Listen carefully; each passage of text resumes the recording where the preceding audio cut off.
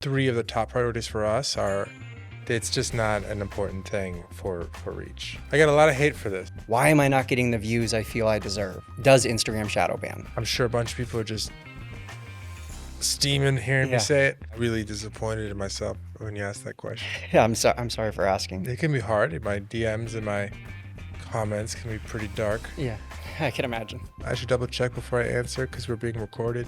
We want to be the best platform for creators.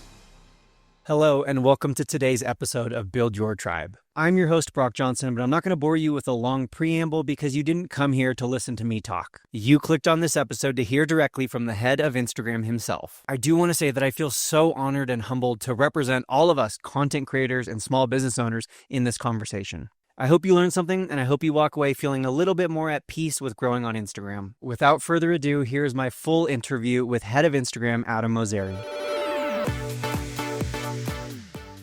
You might be the most visible head of a social media app that I can think of. And so at least in terms of showing up, putting your neck on the line, posting content, addressing concerns, what led to that decision? I don't know if I'm the most visible. Maybe There might be more famous ones. there's definitely more famous ones. But in terms of posting on the platform and Showing up, putting yourself out there. So I used to work on Facebook for a long time. I worked on the Facebook app for almost 10 years. And I remember maybe this might be 10 years ago now. Mm-hmm. There's more and more, as we're getting really big, there's more and more concerns and questions and scrutiny. And my take was that the conversations were clearly going to happen about Facebook and social media more broadly, with or without us. And it would make more sense to be part of the conversations than not, even if it would be sometimes difficult or a lot of work or sometimes really unpleasant. Mm-hmm. I spent a lot of time on Twitter back in the day talking to journalists and some of our most avid critics. Mm-hmm. But I just thought it would be better to be part of it than not. So I kind of built up that habit, or that sort of part of my job. And so then when I transitioned over to Instagram, it just made sense to keep doing it. And then over the years, I've tried to focus more and more on not trying to reach everybody. Most people don't care what I have to say. But for people who are using Instagram to make a living or as a creator, I wanted to make sure that I was speaking to them. So, and it was a lot, it's a lot of fun at times. It can be hard. My DMs and my comments can be pretty dark. Yeah, I can imagine. But in general, I just think it's good to be out there. Mm-hmm. Speaking of those creators and the people who want to make money on the platform, what are your biggest goals or priorities for them in 2025? I mean, there's a lot of stuff going on right now. I mean, we want to be the best platform for creators. And in some ways, I think you could make that case. In other ways, we're behind. But there are a lot of creators on Instagram, probably more than any other platform. So if we look at how many people we think are creators are on the platform, that looks like a bigger number than YouTube channels or, most other platforms. But, you never know for sure. And we know that there's a lot of competition, and we know that there's a lot of scrutiny and a lot of concerns about our platform from the creator community, as there are about all platforms. And so what we're trying to do is better understand the broader group's needs and then meet those needs. The things that matter most, as far as we can tell, and you should tell me, because you probably would know better than I certainly reach. People always want more reach. And so figuring out, but it's not just about how much reach, it's about stability, which is very hard. I think any platform that guarantees you stable reach is probably lying. But certainly there's more and less stable. But there are other things too. Like, I really want us to do more as a priority on helping small creators break out, which is actually, from an engineering perspective, a bit more difficult. I want us to do more to reward original creators, and identifying who's creating original content is also an interesting trick. I want us to be better at trends. It takes still too long for things to pop on Instagram. So those are maybe three of the top priorities for us are valuing original content, helping smaller creators break, and also having trends just happen quickly. Makes sense. In terms of helping smaller creators, something a lot of people have noticed recently is the pie chart of where their reach is coming from is really increased in terms of the disconnected or the unconnected reach, as you call it, the reach from non-followers. Yeah. So I'm curious, what motivated that change? Trying to grow the pie. Yeah. So basically, if you look at how people share on Instagram, creators aside for a second, there are more photos and videos, not including text, shared in DMs than there are in stories every day. And there are way more photos and videos shared into stories than into feed every day. So yes, feed is for average folk to share photos or videos that they're really proud of, but it's a very small percentage of average folk who actually post a feed post in a given day. Whereas for creators, it's much higher. So it's becoming much more of a public domain, whereas stories and DMs are much more about where your friends are. Though obviously creators are in all of those places in different ways. But because the amount of content being shared into feed was decreasing for a long time, we've needed to figure out a way to, that meant that the amount of time people were spending in feed was decreasing.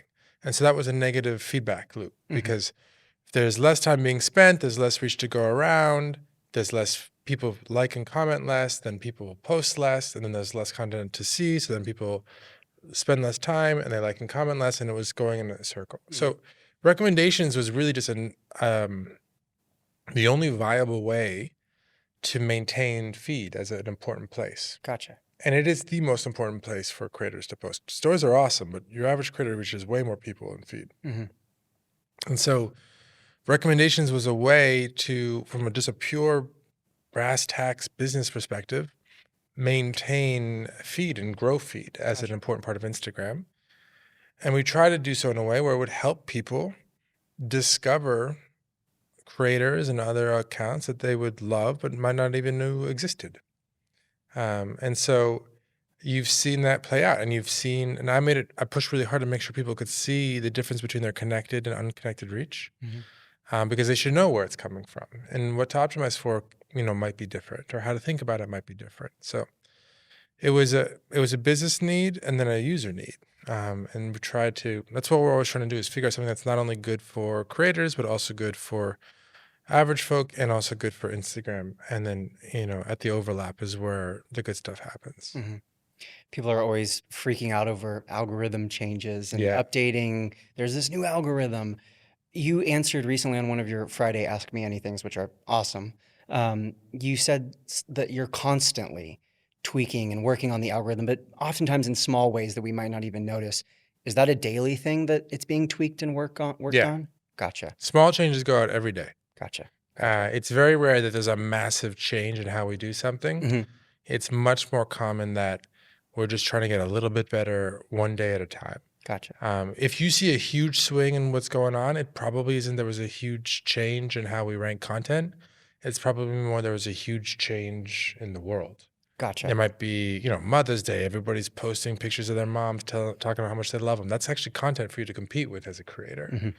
Or there's seasonality. Like if you have predominantly young people who follow you and school's out, you see the time spent on social media is going to grow.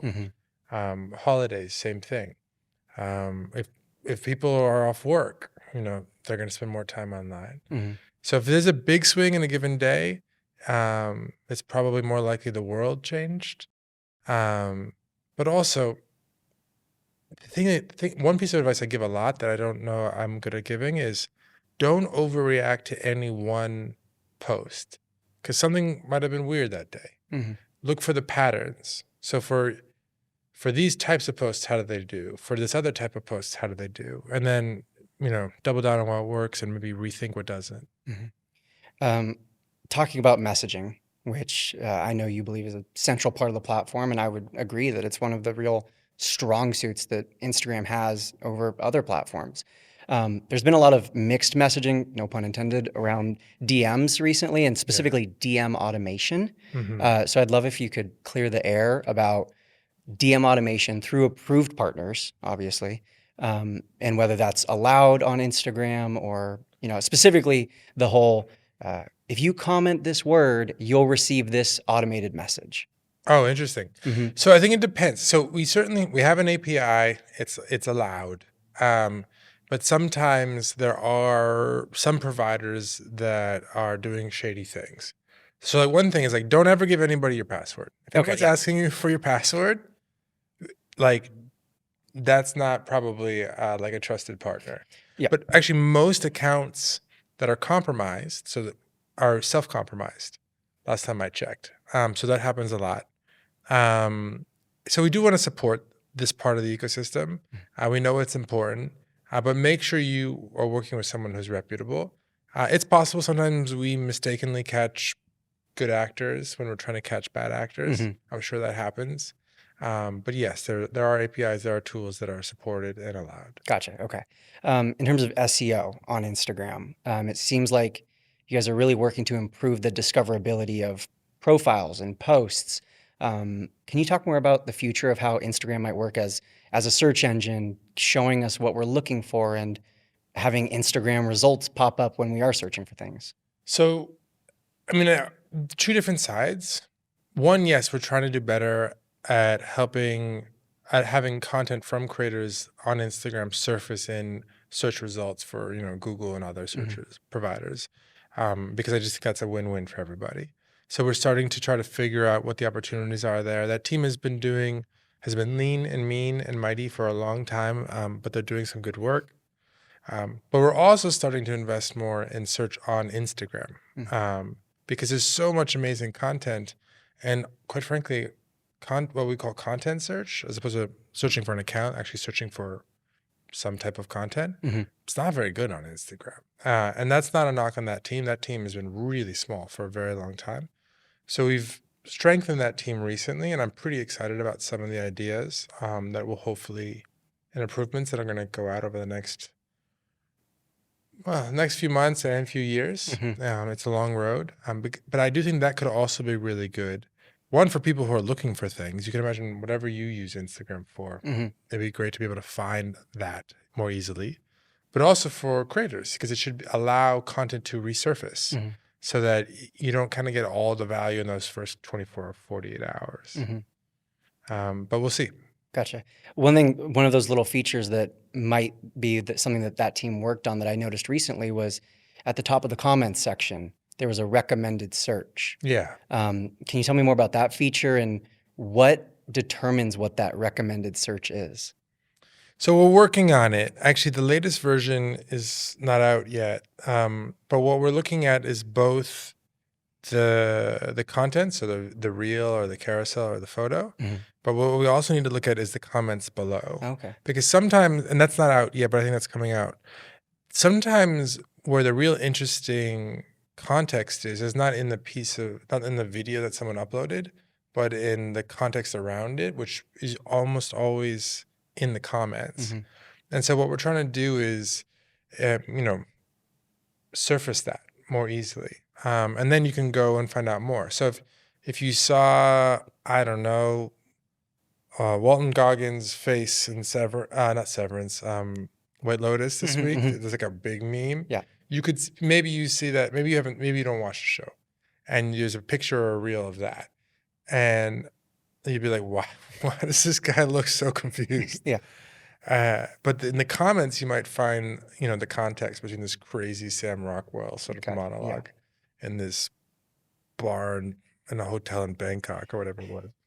And then that might be, the prompt might be something like, I don't know, White Lotus episode 7 or whatever it was. And so then it would give you context. And then if you clicked on that, you might get a whole bunch of other content that put it in context. Gotcha. Our hope is to sort of create a little bit of fun and delight by connecting the dots, right? Because the reel might be funny on its own, or the meme. The comments might be good to read if you've got time. You may or may not search for it, but if we can connect the dots, all of a sudden, maybe 1 + 1 + 1 can equal 4 instead of 3. Gotcha. So I know you said comments are coming soon. Right now, it's primarily looking at the content itself. So does that mean the caption, the spoken audio, the actual like analyzing of what is in the Yeah. video, all of that? All of those things are considered, Okay. but the technology we're using to actually understand those things is going to get much better over the next couple of months. Gotcha. So the way this works for any provider is, this is true on other platforms too, is you basically take keyframes from the video. So you might look at 16 or 128 or even as many as, I think YouTube is probably more like up to like 512 different frames from the video to try to understand that what happened. Mm-hmm.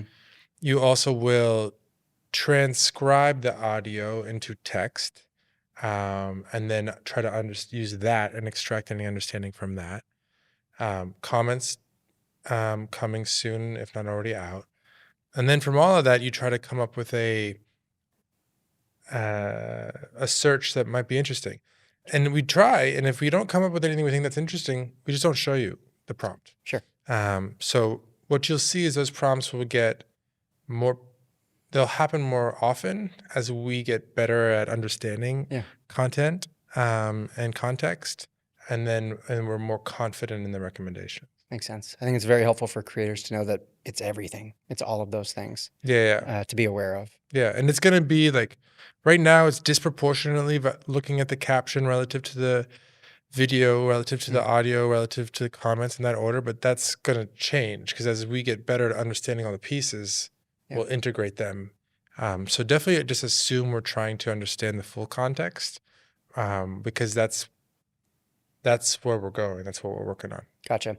You've talked about kind of the 3 metrics that are best or that you would recommend focusing on the most for increasing reach. What do you tell people when they ask you what to focus on? Shares. Yeah, because I think shares, at least algorithmically speaking, of course, they're helpful, but it's a human sending a post to another human. So even if the algorithm was optimized for saves, a share would still be the way to reach another human being. Yeah. That's how I think about it. But speaking of this conversation of shares, of course, human to human, all shares are not equal. If I send a post to my wife, that's 1 additional viewer. If I share it to my story, that might be hundreds or thousands of extra viewers. Algorithmically speaking, are all shares created equally, or are different shares weighted more heavily? Oh, that's a really good question. I think they're valued relatively equally. Because it's true that like if you send a message to one person, there's less views than if you send it to your stories and maybe thousands of people are going to see your story.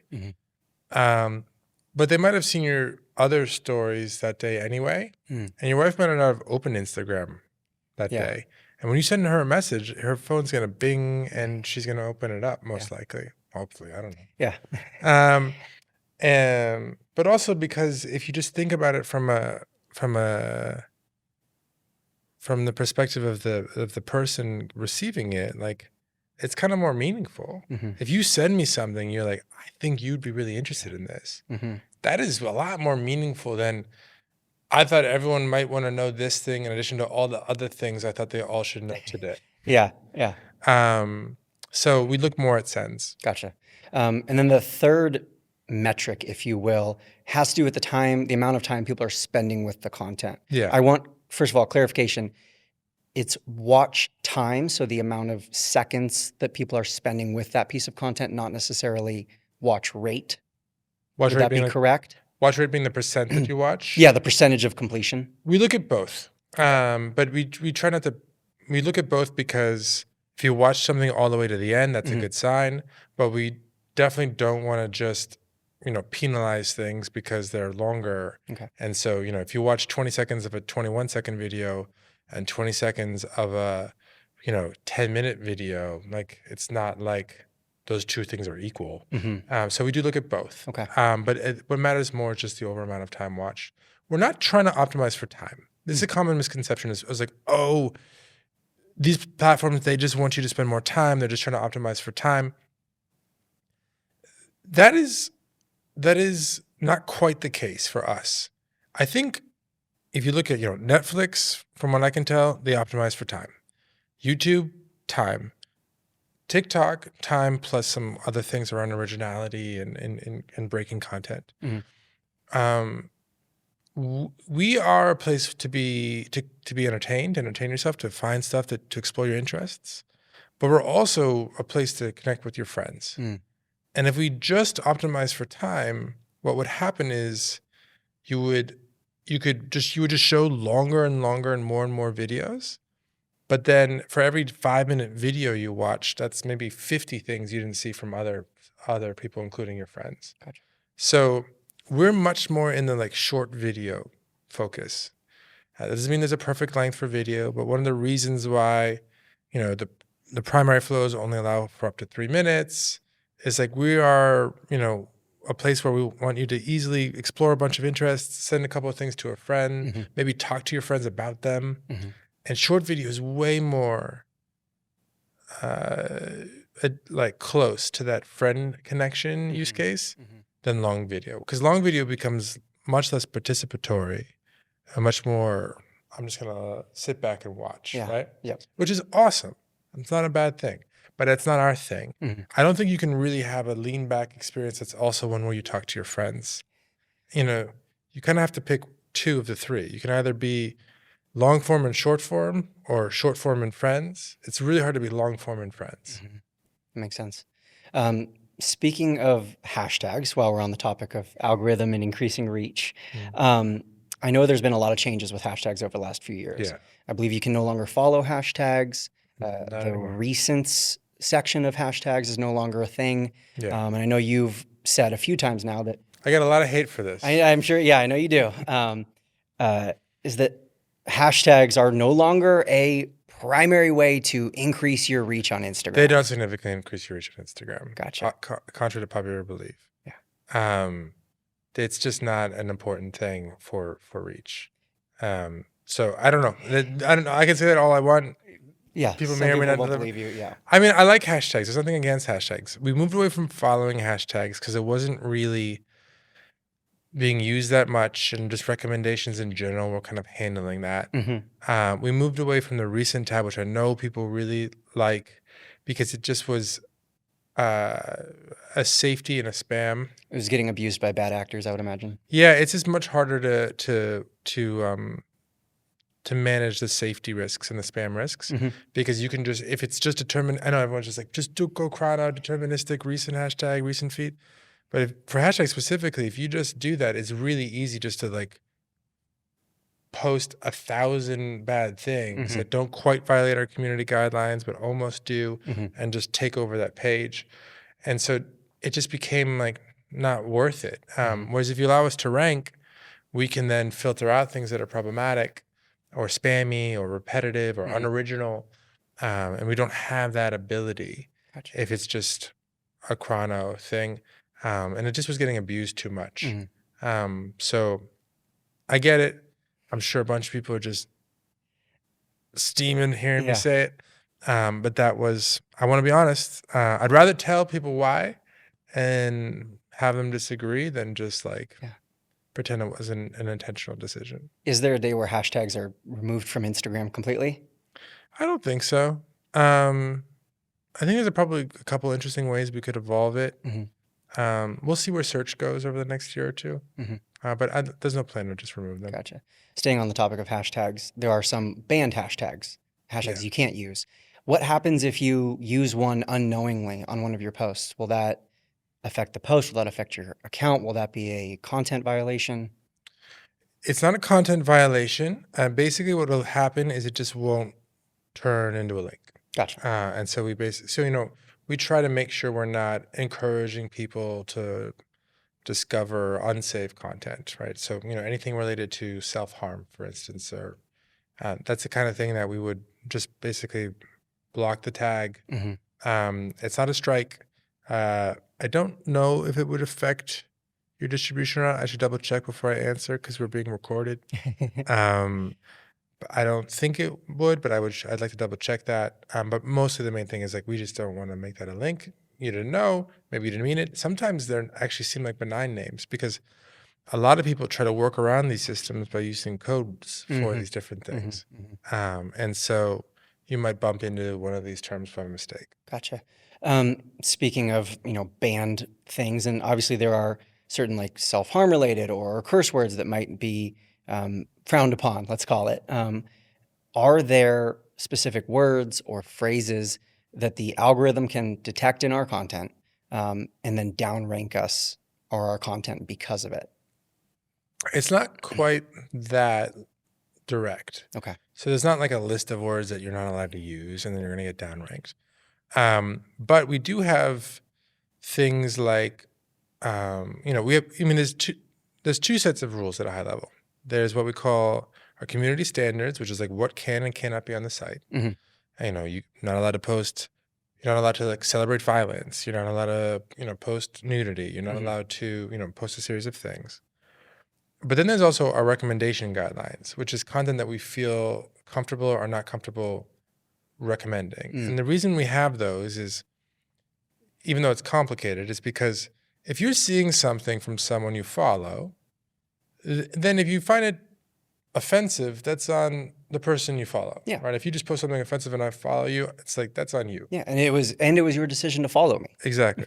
So we try not to get between people and people they follow. There are, I think at this point, zero safety, zero of these like recommendation implementations for connected content. We do not downrank content from people you follow because we think it might be offensive. Okay. Ever. But if we just show you a post for some rando you've never heard of and it's really offensive, Yeah. that's not really on that random person. It's more on us. Okay. So we have more responsibility there. So we take more precautions there. And so it's possible if you write really aggressive content, there might be nothing wrong with that. Maybe you are advocating for a cause and you're mad and you have a right to be. That's okay. But it might get caught up in, this isn't harassment, but it's borderline, it's aggressive, and we won't recommend it. So it's possible that it's not like this is specific words, but if you are posting something and it's getting close to one of our rules, it will be less likely to be recommended. Nudity is another example. If you post something that is like borderline nudity, but not actual nudity, so we will not take it down because you know exactly where that line is and you're not crossing it. You're going right up to that line. The chances are you're not going to have that content recommended because we're going to see that as probably not appropriate for us to recommend to people who haven't decided to follow you, but we will not get between you and your followers. Gotcha. Okay. I do feel like the account status area in settings is very helpful. Being able to check and see, is my content recommendable? Am I in good standing? I'm curious though, are there ever times where people are not recommendable or not able to have this disconnected reach and yet it doesn't show up in the account status? So basically, this is what people would say, does Instagram shadow ban? Yeah. If there are, they're very few. Okay. There are a couple real edge cases for the most gnarly potential harm you can think of. Okay. Where we might want to be careful not to let someone know that we are like looking into something. But those are the minority cases. So our hope is to put all of it in there, everything at the account level, right? It's possible that one piece of content might get caught up, but your account is fine, so that won't be in there. But at the account level, we try to have everything be in there. The only exceptions I can think of are for the darkest of dark, which I hope nobody watching here feels like they could possibly fall into that category. Yeah, that makes sense. That makes sense. And what I also often tell people is a ban is a ban. All social media has their guidelines and they have the right to downrank your content or not recommend your content. But it's not a shadow ban, especially in Instagram's case when they're telling you. Yeah. The word shadow is not involved because it's in the light. You're telling them. Yeah, and that's the thing that I try to explain, and I'm not always that good at it. But I want people to know. It's in our interest for people to know. If you know what the rules are, and if you know what the content is that we're trying to reward, then you're going to probably make more content like that. And that's good for you and for us. It's not in our interest to like in the shadows, like make decisions and now look, sometimes we make mistakes. Most of those mistakes I hope are reflected in account status. So you can go there, you can see if content is taken down, you can appeal. You can see if you've got any recommendation issues, you can appeal or remove those pieces of content. But I want people to know because I think it's in our interest for people to know. Sometimes things are broken, but usually not. Usually it's something else going on. Gotcha. Recently in one of your Ask Me Anything Fridays, you answered a question that I thought made a lot of sense around taking a break. And essentially, if you take a long break, let's say 8 months without any posts on Instagram, and then you come back, the algorithm doesn't have much data that it's been recently trained on. And so it's very likely that that new post won't perform all that great. Yeah, that's true. I don't like that that's the case. So I'd love us to figure out a way to do it. I just want us to be honest about the fact that that's the case. Do you have any idea? Is it like a sliding scale and that the longer time you spend off, the less recent data there is? Or is it once it hits 3 weeks, then it's no longer considered recent data? It's between the two. Okay. So basically, I don't think there's a big difference if you take off 3 months or 4 months. Okay. I think once you get to about a month apart, I'll double check on exactly how long we retain some of these signals for. It's not that we have no signals, right? Like if I follow you and you post again, we've got some signals on my interest in you, but we've got more signals on my interest in other people because you've been off for a month or two. But I think you probably realize most of that unfortunate loss in that first month or two. But it's definitely not by design. Gotcha. It's a byproduct of how we build things, and that doesn't mean I'm happy about it. It's something I'd like us to figure out how to address. I think there's probably other things that are more important to address, like getting better at recency and originality and some of these other concepts. But I've experienced it. Like I've gone off for a month, I don't know, I want to recharge. I had a kid and I came back and I was like, oh yeah, I gotta work my way back. Yeah. In terms of consumption and like the interaction component, if I'm a creator and I create about this one niche topic, rock climbing, but I only consume content or primarily consume content relating to a completely different topic like cake baking, do those two things affect each other at all? Do they interact with each other or not necessarily? Not necessarily. Okay. That'd be kind of cool, actually. We don't really use, I'm trying to think of even inferred. I can't, certainly not explicitly, but maybe not even inferred. We don't use your consumption patterns as a signal of how interesting your content is for the people who are interested in your content. Makes sense. We do look at things like, are there groups of people who have shared interests and interact a lot, et cetera? So there might be some way it seeps in, but if you only post about rock climbing and you only like watching bacon videos, that's great. Okay. Like there's nothing wrong with that. What about activity specifically around the time of posting? So I have a post, I'm going to make it 10 a.m. And so from 9:45 till 10 a.m., I'm active and I'm responding to stories and I'm engaging. And then I make the post and I'm staying active. Does the algorithm reward me for that activity? Not directly. Indirectly, it could happen, right? Because if you're on there a bunch and you're messaging people and replying to comments or whatever, they might see that and they might then tap on your profile and then interact with that content. And so indirectly, it could help. But the way the ranking system works is it doesn't know that that's why that's happening. Gotcha. It's just like, oh, if this thing is getting more engagement, it's more engaging, it's going to do better. And if you're active in a way that is getting people to engage more with your content, then yes, that would help. But it's not something that we're trying to reward. I don't want people to feel like they got to get on there. Yeah. I schedule posts all the time. Same. I schedule mine for early because we're here on the West Coast. So a lot of my followers in the US, and I want to get my posts out before California's awake and before like New York is really into their day yet. Yeah. And I'm not up at 5 a.m. Well, actually, I'm often up at 5 a.m. because I got little kids. But I'm not on Instagram at 5 a.m. when I schedule these posts. Yeah, I used to be the same way. Living in California, wanting to post so the East Coasters could enjoy it, and this was before I scheduled, and I'd wake up and make the post and share it. Yeah. Oh my God! It was a stressful way to wake up. Before we had scheduled posts, I set alarms like 4:30 to get up. Like, my wife was like, "What?" I'm like, "I gotta post this." Gotta post a reel. I want to shift gears into some new features, some things that are upcoming, maybe plans for 2025.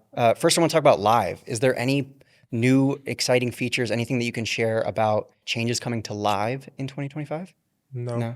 I wish I had something for you on that. I feel really disappointed in myself when you asked that question. Yeah, I'm sorry for asking. No, it's okay. I just, with the rise of popularity of live on other platforms, live shopping, I was wondering if Instagram was working on anything like that. Nothing major that I can think of. Okay. Another new feature, you've mentioned this a few times, blends. I'm psyched about I blends. knew you were going to be psyched about this question. So tell me more about blends and kind of how it's going to operate supposedly. So the way it works is you can start a blend with a friend in a thread. Mhm. So if you and I message, there'll be a little blend icon at the top, and we can start a blend, and it's just a feed of reels that you or I or both of us might be interested in. Okay. And as you scroll through it, it'll show you who it's for. Oh, So you can be like, this one was like for Adam. You have to opt into it, so because it's personal, right? yeah. You see my Very intimate. Oh yeah, Yeah. yeah. You get a look into the wild, weird world of your friend's interests. Yeah. And then you can, and the default action if you sort of reply is to send them a message, so you're talking about it. And so it's pretty fun actually. I don't know if it's for everyone. You can also do it in group chats too, not just one-on-one chats. But look, I want us to be a place where you connect, over your interests. Mhm. We're not the best place to sit and just watch TV or video. Mhm. And if I'm running late, I'm not going to DM you on Instagram. I'm probably going to WhatsApp you or hit you up on iMessage or something. But I think we can be the best place to connect with the people you care about the things you care about. Mhm. And to me, this sits right at the heart of that in a really kind of cool way. Yeah. It, I know that the adoption of people using the friends feed and the following feed might not have been as wild, at least from what I hear, people still are unaware that even exists. Yeah. So is the hope that because this is in DMs, a place where people are spending more of their time already, that it will be a more heavily adopted feature? Is that the hope at least? To some degree, yeah, but it's really not about, I'll be pretty excited about it if it's not something that drives a lot of incremental engagement for the whole platform. Mhm. But if it's like a really meaningful thing for a minority of people who just really love it. Gotcha. Because I feel like not everything is about growing the pie. Growing the pie is good. If there's more people spending more time on Instagram, that is helpful for us as a business. That is helpful for creators because there's more reach to go around. Mhm. But if you only grow by just doing things that you can get anywhere else, you get the same movie clips and like old sports highlights and all this commoditized content that you can get anywhere else, Mhm. then you might grow engagement, but you're less, it's easier to leave Instagram in the future. Whereas if there's content that you can only find on Instagram or experiences you can only have on Instagram, that might not make us more money. That might not mean that any average creator reach goes up, but it might just like deepen someone's appreciation for the experience. I think that's pretty rad. Yeah. So this one, there's multiple ways this could work out that I'd be pretty happy with. Good. Speaking of growing the pie and increasing average reach, I was reading a study that, at least according to this one study, average reach for reels, carousels, feed images, and stories were all significantly down last year compared to the year prior. I'm curious, why is that? Why? And I know this is the number one question I receive. Number one question I'm sure you receive is, why am I not getting the views I feel I deserve? Yeah. I mean, I wish I had a great answer that would satisfy people who aren't getting as much reach as they feel like they deserve. In general, reach is going up for some people and down for other people. It's much more of a blend.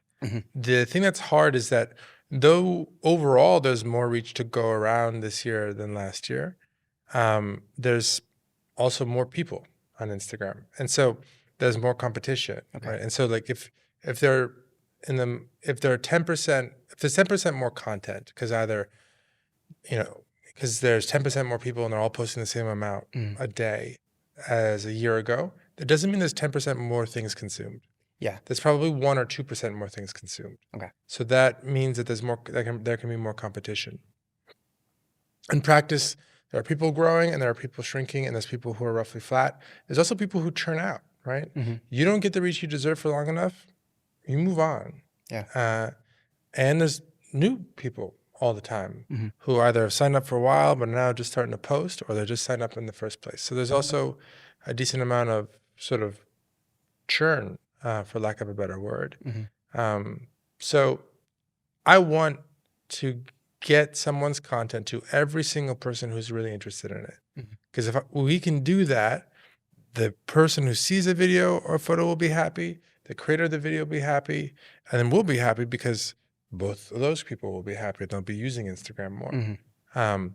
Are we perfect at ranking? Absolutely not. But we're getting better all the time. Mhm. So it is the thing I try to really explain to people is it is in our interest to get someone's content to every person who's really interested in it. Mhm. And if we're failing to do so, that's bad for our business. Yeah. People think that we suppress reach to get people to buy ads.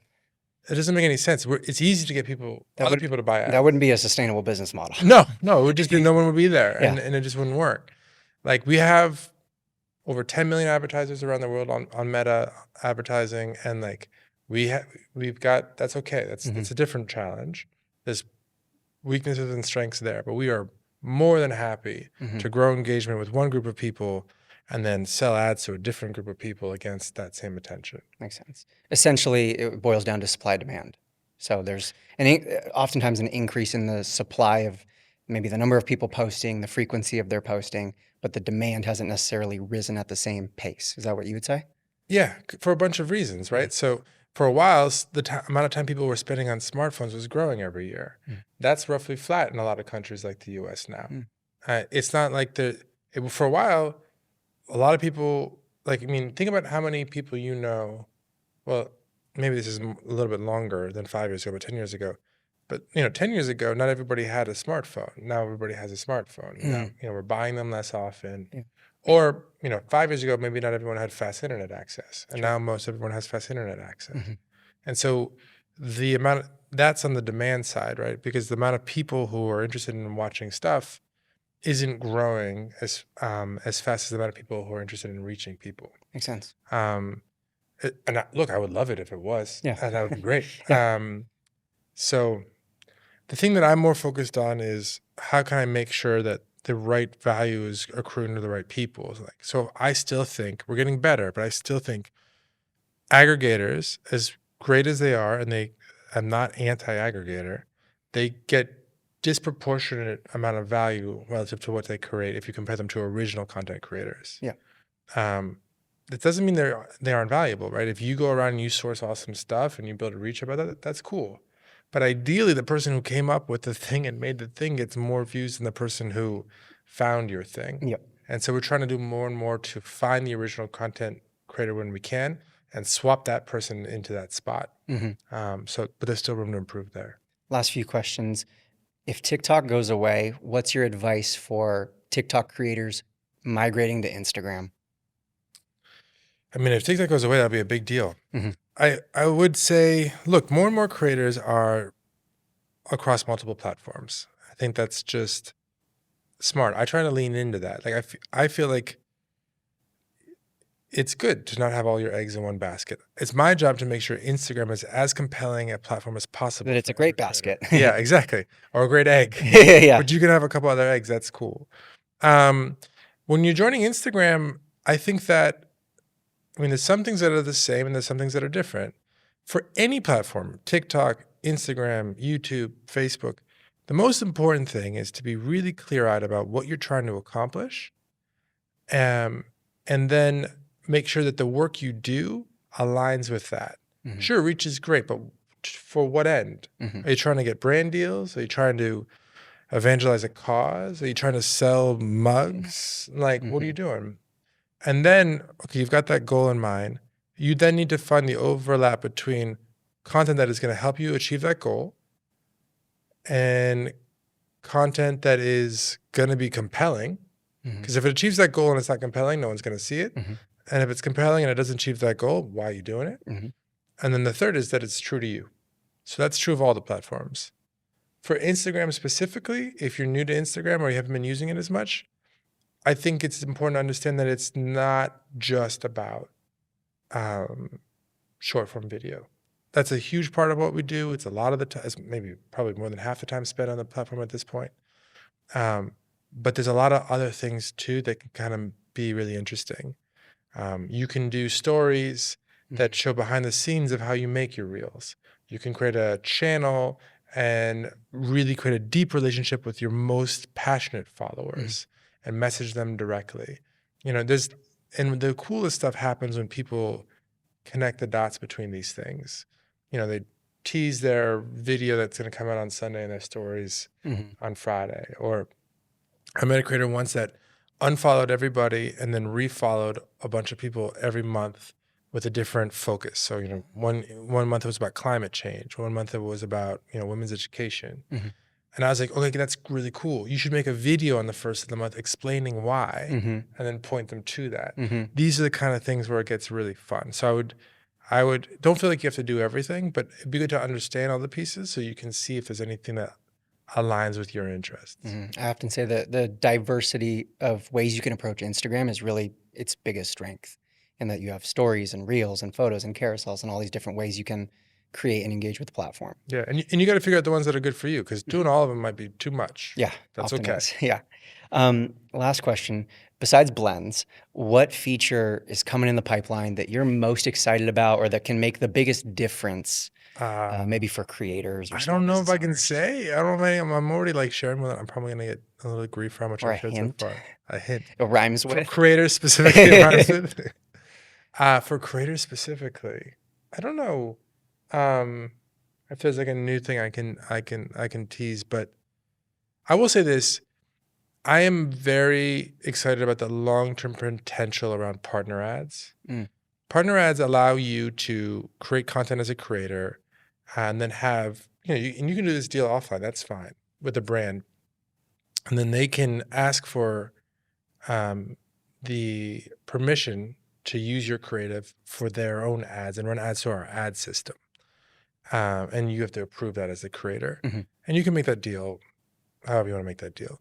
The reason why I really like it might be a little bit academic, but I think it matters, is that in general, branded content, there's no measurement, right? So you don't know, as an advertiser, I paid you $5,000 to post this thing. Did I get anything from it? Our ad system has a lot of measurement, which means that how much you are actually helping the advertiser is going to be much better quantified. And that is, I think, going to be really good for the small creators.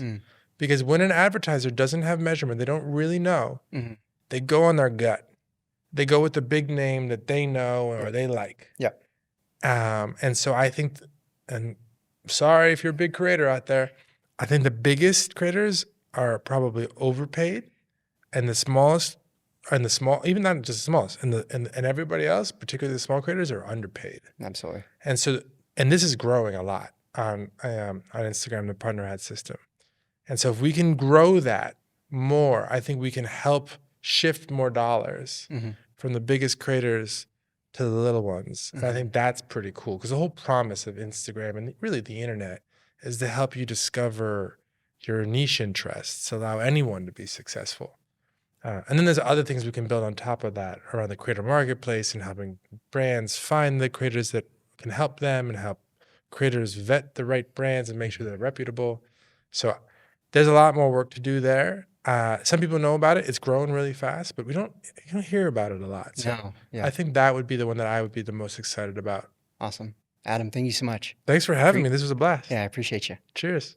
Again, I want to say thank you so much for listening today. I would not be here and I would not have been able to make this interview happen if it wasn't for supporters like you. I want to ask you to subscribe to this podcast, where we release episodes every single week about the latest trends, tips, and strategies across the various social medias. And I do want to let you know that next week I'm going to be posting a follow-up to today's interview, where I'm going to break down my thoughts and my responses to his answers to the questions. But if this is the last video of mine that you ever watch and the last time you ever hear my voice, I want to say one last time, thank you so much for being here. And as always, happy networking.